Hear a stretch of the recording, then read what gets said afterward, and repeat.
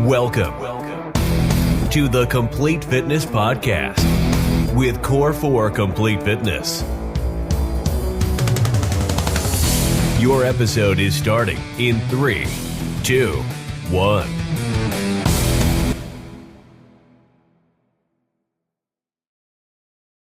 Hello, peoples. Happy Wednesday to you all, guys. Hopefully you're having a great day.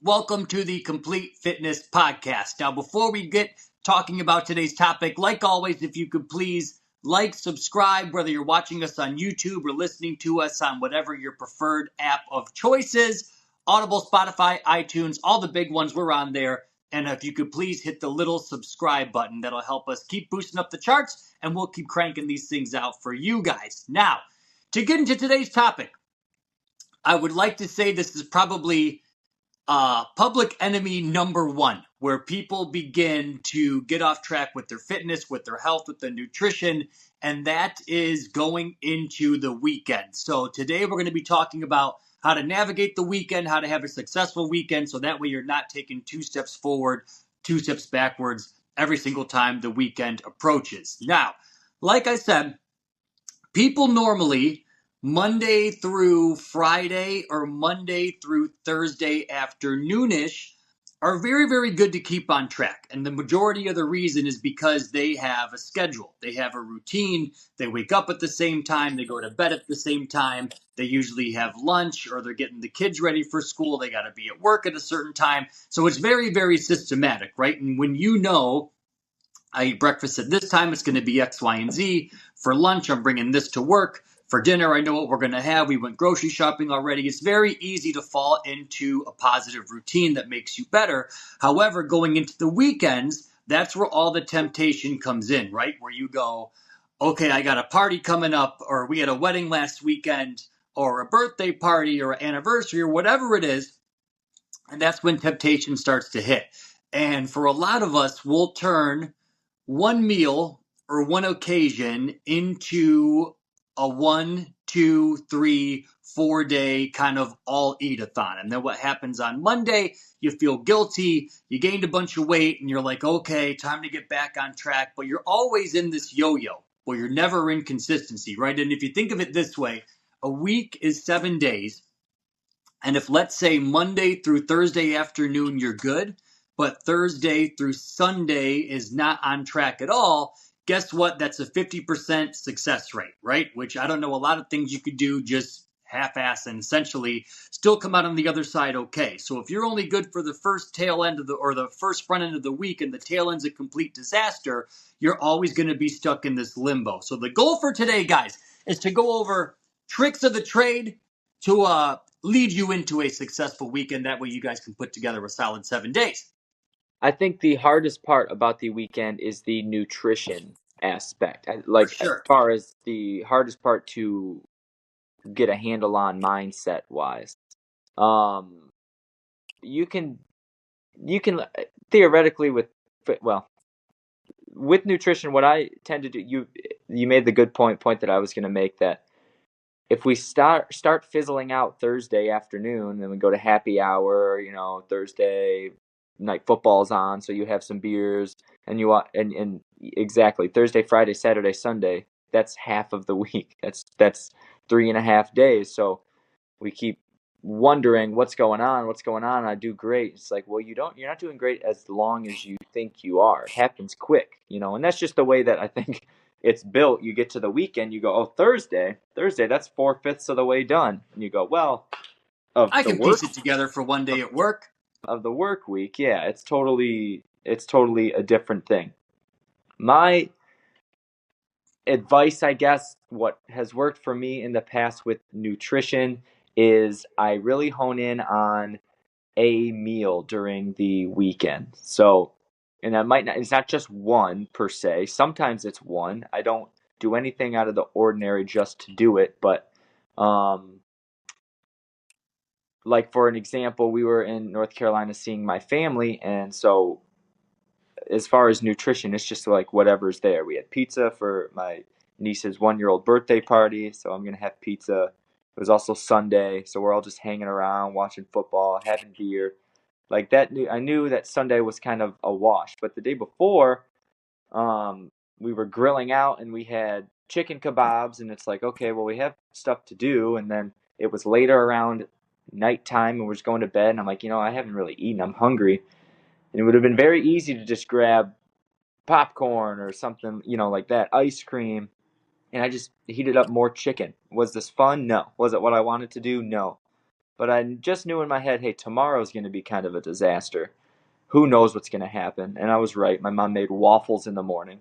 So I did get up and go for a run before she woke up. But I was like, okay, well, we're just having a fun day here. And it happens. That's what life is, right? You want to be able to live life. And the theory is you do enough not in those times to be able to enjoy those times and not worry about your calories or your carbs or any type of thing like that. But the Thursday night is too tough. It's too early, right? Get through Friday and maybe it's just one night of the weekend. You go, okay, well, Sunday night we're usually kind of chilling at home. So let's make sure our Sunday night dinner is healthy. Yeah. Let's and you have a little more time to cook. So if Sunday night dinner is healthy, Sunday lunch is normal. So next thing you know, you probably had a rough Saturday and a tough Friday night. It's like, well, that's way better than Thursday, Friday, Saturday, and Sunday. So it is kind of manageable with the nutrition aspect. But in my opinion, definitely the hardest, the most lifestyle change, like the most you need to actually make some sacrifices in that. And I think for a lot of people, we're very quick to reward ourselves when we didn't really achieve the reward yet. Oh yeah, So Monday, that'd be a Tuesday, whole other Wednesday, podcast. yeah, Thursday, we're like, okay, I've been doing really good. It's happy hour. I'll just go out and have a couple margs and get some tacos and whatever it is. And then Friday comes and you're like, I did really good this week. I went out last night, but I deserve a reward. Now I want to eat something that I want to eat. So I'm going to get, let's say we're going to call in a pizza tonight. And then Saturday comes, and Saturday's like, oh, I was going to do this, but we're going to the cider mill. And I'll just have one donut because I was good. And then Sunday comes, and that one little kind of deviation screwed up everything. So what I like to do if we have a busy weekend, or if we know that we have a weekend with stuff going on, is I'll mentally kind of make note of that. So if Saturday's going to be, like, for instance, we had a wedding last Saturday. I know it was going to probably, have a piece of wedding cake or a couple drinks. So I'm like, okay, Friday is going to be good still. So I think we had chicken wraps, was nice and clean, went to hockey Friday night. And then Saturday was like, okay, be good during the day. Buy yourself a little bit of calorie allotment. Don't eat like crap during the day because you might have to pig out at night. So we got to enjoy the wedding. And then Sunday, it's right back on track again. We had scrambled eggs for breakfast, some bacon, and it was an English muffin. So it was very, very dun, dun, dun, dun, dun, good to go. But if you're taking it just willy-nilly and you're like, okay, this weekend I know I got a wedding, but I want to do this on Thursday, and I also want to do this on Friday, and then I also want to do this on Sunday, and then I have the wedding on top of that, all of a sudden things begin to spiral out of control. So before the weekend hits, usually on Thursday, I'll just kind of take a chill pill, look at what we have going on over the weekend, what's going to be kind of my one, cheat meal, we'll call it, or something that's off the menu. So then that way I can kind of work around in the other areas. But the other thing, and we've mentioned this on the podcast before, there is a difference, and a huge difference, between a cheat meal and a cheat day. And a lot of people, the word cheat day, I don't know how it got like posterized as much as it is, but a lot of people think that it's an okay thing. And, if you're an athlete and you're working out 6, 7, 8 hours a day, that's one thing. But for a lot of us, we're not. So a whole day of eating anything and everything that you want, just when you want to eat it, if you want sweets, if you want pizza, if you want to go out to dinner, if you want some drinks, that one day of 24 hours can completely derail what you did over the course. So you can like double your daily calories in one day. And the problem is usually it's not just one day. Let's say you have a whole cheat day. Something comes up the next day. You get invited to breakfast or you're going to someone's house for dinner.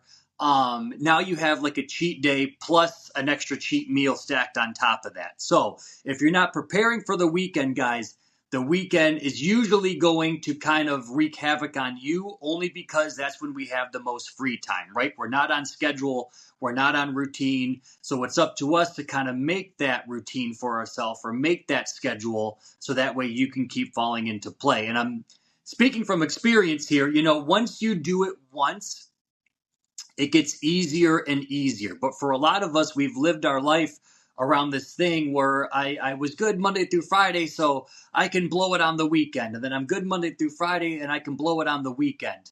And it's not to say you can't enjoy the weekend. It's not to say you can have some downtime or eat something that, isn't necessarily wonderful for you. But, putting together a full week and going into Sunday and noticing how good you feel. You're not tired because you didn't fill your body with crap or you didn't fill your body with drinks. And you're like, okay, I enjoy the feeling of feeling good more than just having one meal that was going to make me feel like crap. I'd rather feel good, go into Sunday and Monday feeling excellent than lethargic, tired, beat down, bloated, puffy, and having to kind of beat myself up to get back in the routine again. That's exactly what I was gonna say next. Is it's forgetting about the actual feeling and the actual truth in you, and it's focusing on the want. And a lot of times, for me at least, I'll like partake in things on the weekend because it's the weekend that I didn't even really necessarily want or need. Like the cider mill donut, for example. It's like, yeah, let's take Rowan to this fall. We'll take them, and there'll probably be multiple times where I get have a donut in the morning, but I can take them or leave them. Really, I don't really need it, and I know that it's just gonna make me kind I of thought you were feel. talking about Rowan for a second. I could take them or leave them. I could leave him at the cider mill. No, the donuts, and then the cider or whatever. It's like, yeah, you do it once a year, a couple times. And that's just me. I know a lot of people love it, live for it, and have it, whatever. And if that's your jam, that's your jam. But it's losing track of the feeling. It's just focusing on this kind of very superficial, short time want, and in this example, not even want. It's kind of just getting carried away. I noticed this a lot with booze lately.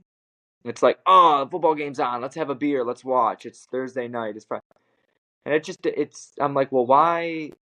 It's not like I'm out socializing, which is kind of the point of booze, to kind of loosen up and be, and like, I'm just sitting here with Chandis, who's also having a glass of wine or not, most times not. And I'm like, well, why am I even doing this? All I'm doing is making myself a little more uncomfortable, making me sleep a little worse, and then making me wake up a little worse. It's just like, well, I don't even need to be doing this at I feel all. like ripping open a bag of Skittles and just being Kinda, like, oh, football's on. I'm going to eat a bag of Skittles right now. yeah. And you're like, And it's oh, just I feel like almost like shit now. it's almost like the ritual of it's just kind of like, oh yeah, I need it, and I would lose track of like, all it's gonna do is make me feel kind of like drinking too early in the day. You go, all it's gonna do is make me tired because I'm not gonna go at this crazy rate for a long time. I'm not 22. This isn't gonna be a whole day thing. It's like, so I have a couple beers, so I'm tired all day. When I go to the park with Rowan, I'm just exhausted. That's fun. Like, what are we doing? And so it's kind of I can relate that on into this whole thing with the weekends, is letting the wheels fall off, and then it's another reason why it makes Mondays hurt and hit you hard, because you go, I also got to reel this back in. So on top of now I got this new plate of work that I have to do, I also need to get back into the swing of kid schedules and this and wife schedules, and I also need to make sure my meals are perfect, and I also need to make sure I'm working out. But if you actually can just get to the point of focusing and understanding the want and the need, you really kind of unlock just this happiness, and it takes away from the dread. It makes you think, I gotta eat clean, shifts to, this is just how I eat. Like, this is just normal. This is, I got it. I want to do this. I got to eat clean. It kind of changes the whole thing. And this turns into, and I know I'm talking a ton, sorry. This turns into the fitness aspect of why so many people just don't work out on the weekends at all. And they especially in the wintertime, we just kind of go into, whatever. Reclusive mode, exactly, and just sit around and lay around and feel all lazy, and feel lousy. because of that. It's focusing on the knocking going on. Oh, they're doing construction upstairs, Oh, so you might hear a couple whacks. we got a couple whacks coming in, pretty good. They're it's the the focus on the dread overwhelms the focus of the joy. So when you do something, we play hockey. We're not dreading the exercise of hockey. We're focusing on how fun it is to play hockey. And so when you can create an environment, be part of an environment that is just fun and exciting to work out and get to a point where you're actually passionate and enjoy working out. I want to be able to lift heavier. I want to be able to run faster. I want to go see my friends. Even though we're working out, I want to go do this hard workout with my friends. It's the biggest number one overall lifestyle change when it comes to moving your body and fitness. It's finding the love for it, because every time you go to a workout, you're not, I just wait for this workout to get over. That should happen. That not should happen, but that theoretically could happen once a week, twice a week, not every single workout. If your workouts are still, it's just something I do and I hate every second of it, it's harder on yourself than it needs to be, right? That, like, it's the old saying is we can't control what happens, we control how we respond to what happens. It's like, yeah, you have to work out. You can enjoy it. You can go in with a positive attitude and not dread it and not be miserable about it. Oftentimes we get in the routine, and I'm very guilty of this. I'm not pointing fingers, but oftentimes we get into the routine where we don't want to do it, and it's for no reason.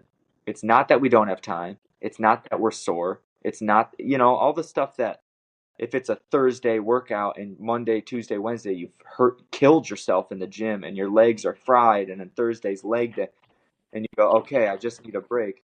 Sometimes it's just literally nothing. You're just like, I don't want to get sweaty. I don't want to. And we almost lose we're too focused on the after and doing it just to get after, that we realize, oh, we can actually make it enjoyable. I can do exercises I enjoy. Like I really like Olympic lifting and overhead squats and rowing and burpees and running.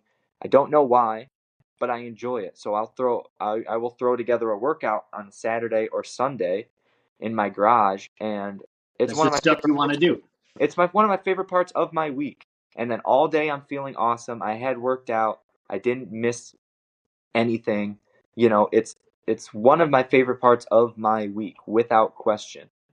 And it's a workout and a challenging one. And I got better. It's not this thing that I dread and just went, oh, I got to wait till it's over. No, I was anticipating it. I was excited for it. I was waiting for Rowan to take a nap so I can get out there. I was like, I want to do this now, but I got to wait till it works out. So that's learned, I think. That takes a lot of time, but it really also, it is as simple as just that switch in your mind to go, oh, this isn't that bad, right? You can go sit in the DMV for 4 hours waiting to get your license renewed or whatever, and it could be the worst 4 hours of your life based on just your mindset. All you're doing is sitting in a room. Or it could be a totally fine 4 hours. Yeah. And that's literally happens in you and me. That's so interesting. It's not like you're getting tortured and getting your fingernails pulled out and you're hearing bad news and you're learning all this tragic stuff. You're literally just sitting there. And it's really fully up to you what type of day that is, what those 4 hours are. Totally your call. So we relate that to every single moment in passing and things that we know we should be doing, choosing the right meal. You just go, I feel better when I eat this chicken. I do feel better, so I'm going to do it. And sometimes you feel better when you eat the slice of pizza, so you do it. But if you are honest and kind of learn yourself and hone in with yourself and figure out what makes you tick and what makes things not obligations and things miserable and things checks in your day, you really unlock just this peace, I found. And for a lot of people, there's good habits and there's bad habits. And for a lot of us, we don't realize sometimes the bad habits we have until somebody kind of opens up or shines a light on them and goes, hey, you've been doing this for the past 6 months or past 2 years. And it just kind of becomes ingrained in your day-to-day routine, right? There's people that don't drink hardly any water. When we tell them, I want you to quit drinking soda and start drinking water, they're like, it's like, you don't know what you don't know. And you're like, oh my God, I lost 5 pounds because I stopped drinking soda this week. But for a lot of us, breaking the bad habits and replacing them with good ones kind of opens the door to how good you can feel, right? If you're somebody like we talked about at the beginning, that Thursday you go out for drinks and then Friday you go out to dinner and then Saturday you order a pizza and you have popcorn, then Sunday it's out to breakfast. That's kind of just been ingrained in the way that you've always operated. You don't know any different. You're like, yeah, so this is just what I do every single weekend. And then Monday I feel lousy. So I got to pick myself up off the ground, and you do it over and over just in this habitual cycle. But until you're like, okay, I'm going to break the chain starting on Thursday. I'm going to behave myself Thursday. Maybe you still go out, but you don't have any drinks or you eat something clean on the menu. And then you go, I'm going to do this again on Friday. I can still have fun, or I'm going to get a salad for dinner instead of pizza or pasta or whatever it is. And then all of a sudden you're like, wow, I feel great going into Saturday. Let's keep this going. And then you start to build those good habits where you don't really begin to miss the old ones. But with people, especially habit building stuff and kind of like the mindset behind it, normally if you take away a bad habit, you have to replace it with something better. Otherwise, you're going to find something else to fill that void. And I'm not like a, expert in drugs or alcohol by any sense of the imagination, but I know like one of the tools they use, especially for people who are abusing stuff, is they'll go, hey, to get you off alcohol or cigarettes or whatever your vice is, they go, stop the cigarettes, but every time you want to have a cigarette, have a piece of licorice or have whatever it is, a lollipop or something that kind of mimics the behavior. Or if you're used to having a drink every night, have a popsicle instead. Something that you're like, okay, maybe this isn't the 100% greatest choice in the world, but it certainly is better than having a cigarette or having a drink or doing something else. And when you can replace those bad habits with better ones, they don't have to be completely perfect to start, but you can kind of build off that. Then all of a sudden it's like, okay, get rid of the licorice or the sucker and have a toothpick or, whatever it is. And all of a sudden you're like, okay, I don't really miss my really bad habit. I can stop eating licorice whenever the heck I want. And now you've kind of built yourself out of that. But it's all about kind of replacing those bad habits that you used to do with better ones. And then that just kind of becomes your new norm. This is just how you operate after a while. But like we said in the beginning, with people, we're very quick sometimes to reward ourselves, especially like in terms of friends, family, social media. It's always just like a highlight reel. And anytime you go on there, there's somebody going out to dinner or somebody getting drinks or someone was at the Lions game and they're tailgating. And you're like, well, they're having fun. Why the heck shouldn't I? I can have a beer or I can have this or I can do this.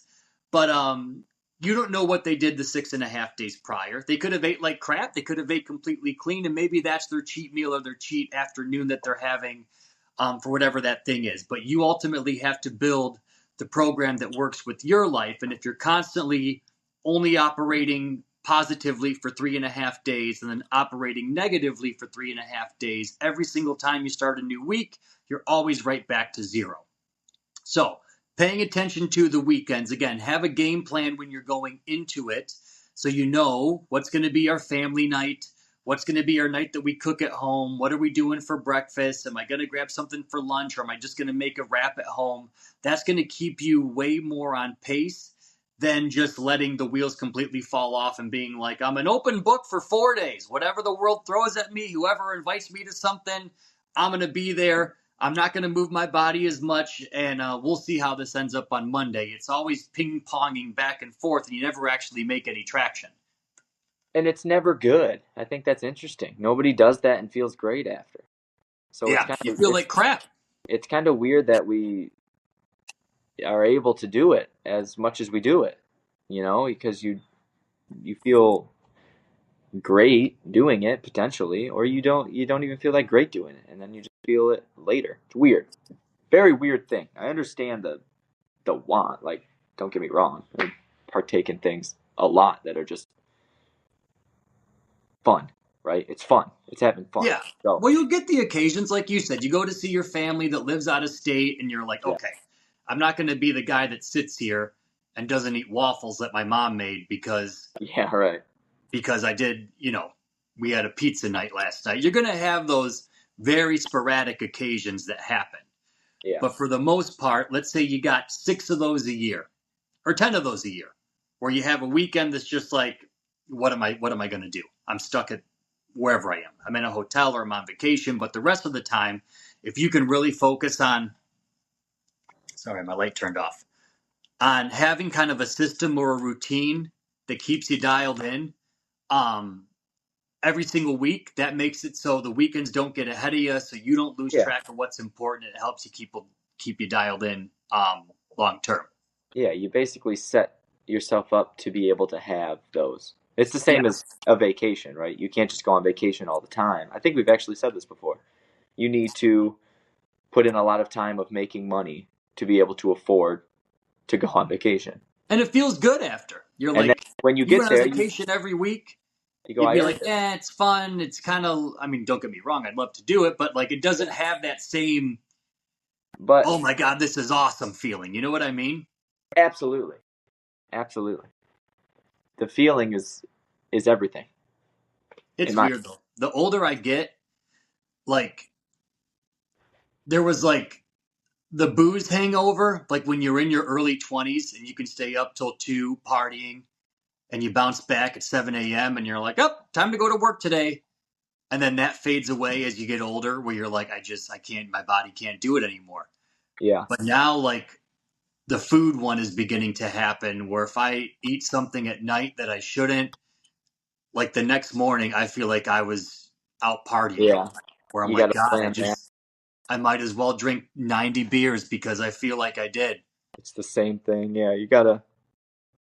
It's mindfulness. It's checking in on yourself from time to time, and making sure you're doing what's making you feel good. Yeah, But that's the plan, people. Plan your weekend just like you would plan the week. It's as equally important, more I so probably than what you do during the week. Um, and plan ahead. Plan ahead for the no, weekend. Don't be so quick to reward yourself that, you know, you did what you should have been doing, right? We're supposed to eat natural food. You're supposed to eat healthy food. Once in a while, if you yeah, have a meal that's not on your routine, then, you're a human being. It's going to happen. But when it's a 50-50 battle between eating garbage and good food, it's never going to balance out. You're always just going to drive yourself absolutely nuts. yeah, and put the focus on that. Don't put the focus on, oh, but can I fun? Can I? I mean, focus on how we're feeling. It's the bigger picture. It's what we want. And if you can fall in love with feeling good and moving your body, and it it's not Trumps hard. everything. It's not hard anymore. I think Yeah. if we had, like, if everybody got 3 genies, right? You got 3 wishes. A good amount of people, one of their wishes would be, I could eat whatever I want and never gain weight. I think that's pretty common. Um, but that's just because we're focusing on the wrong end of the thing, right? We're focusing on the want instead of the feel. We're losing track on the feel. And if you can teach yourself to want that feeling more so than the whatever, it's not going to become hard anymore. Or I wish I didn't. I wish, like, I wish I didn't have to exercise and I'd be really fit. Be like, or you could wish you loved exercise, and that's something Yeah. that you actually could obtain. You actually could, and you gotta try and you're gonna do workouts that you don't want to do, and there's gonna be months where you don't want to do workouts, where you don't love exercise, and then you kind of get back in the pocket. But as long as you are consistently doing it, you can continue to do it and try and yeah, and it makes those weekends fun. We go play hockey. We're not focusing on the fitness aspect, and we burn 500, 600, 700 calories. We fry out our legs. We sweat. It's a bunch of cardio. It's like, yeah, you're doing a bunch of fit things. Like you can do the same thing with softball, or if you like cycling or running. It's like, yeah, you do your running group every Sunday. It's like, yeah, every Sunday you run 10 miles and you're hanging with your friends, because it's just what you're not thinking about the 10-mile run. You're thinking about going to hang with your friends. And I don't know. It's just the answer. It's a lot deeper than that, obviously. You can't just say, oh, well, fall in love with fitness. But, in the grand scheme of things, it's not hard to do shit we love. Yeah. It's fun. We strategize and plan for it, and we make ways to be able to do it. Even like you said, with like the hockey thing, like I always think like our games are usually on Sunday nights, and there's been times where like Sunday, maybe we go out to breakfast or we go out to lunch or we have whatever for dinner. And if I don't eat relatively healthy the day of a game, like you feel like garbage where you're like, I'm bloated. I feel like my hockey pants don't fit. I feel like crap. I don't want to tie my skates. You just feel like you're sludge on the ice, as opposed to having like a clean weekend where you're like, okay, everything was good. I was great this weekend. Now I feel like I'm flying out here. Everything's great. My brain isn't foggy. Everything's clicking. Boom, boom, boom, boom, boom. Yeah. But it's all just what you did in the previous, 24 to 48 hours that kind of led you up to that point. Yeah. And it's the same, if you're excited about your Saturday morning workout at the gym. It's like, well, then your Friday night shouldn't be bullshit. You shouldn't be hungover. You should prioritize, I want this to be a fun workout. I want to feel good. I want to challenge myself. I want to lift heavy. And then, and that becomes the focus. And in focusing on that, you're diminishing all of the outside stuff, not even intentionally. And it's not even hard. There's many a time when I focused on a Saturday. Me and the boys used to get together and we would do a really hard workout, like a Saturday or a Friday night or whatever. You're mindful of it. If you got a hard workout Saturday morning, it's like, well, Friday night I'm not staying out late. I'm not eating a bunch of shit. And it's because my focus is on not even the workout, but going to have fun with the boys. And coincidentally, we are working out just because that's like the hobby. That's what we love to do. So a lot of that can go into a life and building a healthy lifestyle that needs to be practiced. The more, every day, a little bit of the feeling. And, nobody disagrees. That's what's so fascinating about this. Nobody goes, oh, I don't feel better after I move or work out. I mean, unless you have some injury. If you're somebody who's like, oh, my leg hurts, and then you just ran 3 miles and you go, yeah, it hurts way worse now. Okay, that's about the only thing. But if you're just, a healthy person, you sitting there versus you moving, it's light years better than moving. Like, I love listening to sports talk now, this football season, podcasts. I love it, but I don't want to just sit there and listen to it. I want to run and listen to it. And it's like, all I'm focusing is, oh, this is my time to go listen to that sports radio. Yeah. And it's just like, I don't dread my run. I anticipate. I'm excited. I go, oh, this is my time for me to listen to sports radio for an hour. I love it. I love listening to people's takes, opinions. I love betting, people talking about their bets. I love it. It's just something that I love to do. I'm a fan. I'm a football fan, sports fan. And so I found, I'm like, I can sit here and listen to this, or I can run and listen to this, and it makes the run easier. It makes the listening more fun. I don't know. It's just... My bet didn't hit, by the way. Damn, what'd you have? It was a stupid one. I picked 4 first touchdown scores. Oh, those are hard. It was a $9 bet, and I would have won $10,000. Yeah, those are hard. I got 1, but 3 didn't hit. So needless to say, dang, not 10 grand richer this week. Dang. But better luck next week. That's Can't right, win if baby. you don't play. 14-3 and a Super Bowl win. I think you're right. Last week convinced me. I'll just continue saying it. The boys didn't come out too hot. They weren't. You know what was so cool to hear? Listen to this. I think it was. Oh, it was. Pardon my take. Best podcast ever. And they were talking, and the whole time they were talking about the game, they were saying the Rams should be proud. I think this is a good sign for Rams fans. I think they know that they have a good team again Like because what we used to hear. because they really hung in there with a good team. And I was like, we're the good team. I know. That's us now. Well, the People thing want too, if you like if you none if of our you, stars really did much. no Dave offensively we Brown, I didn't didn't have the even know best he game. had like 2 or 3 catches. Laporta had 1 or 2, Yeah, but but they were J-Mo like, okay, we Ray, don't need to throw it up like how we used to do to Calvin every single game. And like, we need you to get 150 yards and 3 touchdowns for us to have a chance. Like, yeah, no. They're good. That's the first time I've ever heard anybody talk about the boys in that tone. Like, yeah, if you can hang with the Lions, you should be you're a good team. And it's just like, watching the game, looking back, you go, yeah, the Lions were just like not playing their best offensively, defensively. Stafford had one of the best games I've ever seen. A quarterback, he made ridiculous throws. His stat line was wild. He was crazy. Besides his pick that he threw before halftime, which if he didn't do that, they would have won potentially. And it's like all of that had to happen, and the Lions still won. yeah. They're going to be pretty good. So barring injury, I watched the Niners a little bit last night and passed out on the couch. I watched maybe the first quarter and a half. They're going to be a challenge.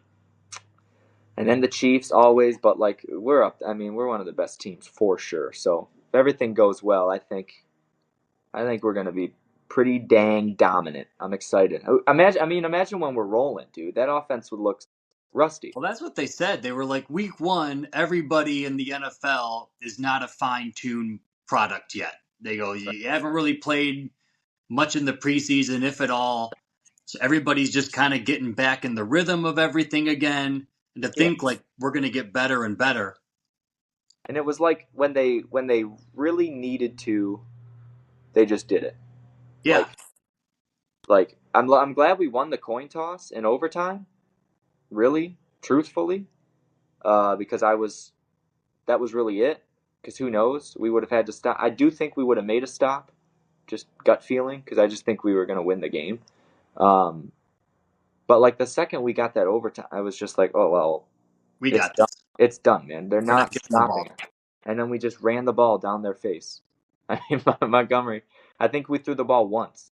It was one little swing route for like 5 yards, and everything else was just a run right up the middle or that one end around. Yeah, it was just like There was okay. So when you need it, you can just do it. That's good to know.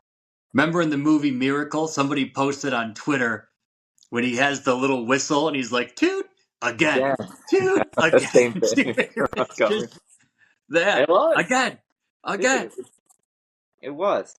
It's weird because we started the game and our offense did some stuff, and it was when Montgomery was in there.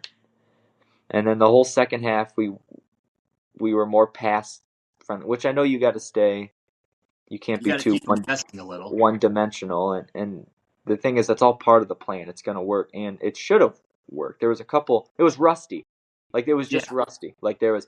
Amon-Ra fell down on one ball, got through that interception, which was lucky. The guy just kind of got it pinned. Like a lot of stuff that doesn't usually happen per se was happening on both ends too. Defensively, we were getting there. We were causing a lot of pressure that if it wasn't Matt Stafford back there, I don't know that play is happening. There was some no looks. There was him off his back foot. He was like dropping it, and it just like he was making the defense look was fine. He was making the play like it was him. Yeah. play. So I don't know. I came away with it very happy, very optimistic. It's exciting. It's going to be a fun year, peoples. A fun year. But 14-3 Super Bowl. What else? Like always, should you need anything to help keep on track, whether it be nutrition related, fitness related, we have everything under the sun. If you go to core4supplements.com, it's all of our own stuff. It all is approved by the FDA. We have whey protein, we have pre-workouts, we have green supplements, we have sleep gummies, we have vitamins, we have omega-3s. Anything you need, we pretty much have it, guys. If you go to core4supplements.com, if you're listening or watching the podcast, if you use the code word podcast when you say checkout, you'll save 10% off of your whole order. And if you spend over $100, you get free shipping on all of it too. So you get like a double bonus. So if you want to stock up on a couple things, we'll ship it to your house for free if it's over $100, and you can still use the 10% off coupon to save even more moolah. Again, core4supplements.com. But that's us all, people. When we see you next week, we'll be 2-0. Oh, yeah. Love it. Behave yourselves, and I shall see you next Wednesday. Adios, peoples. Bye-bye.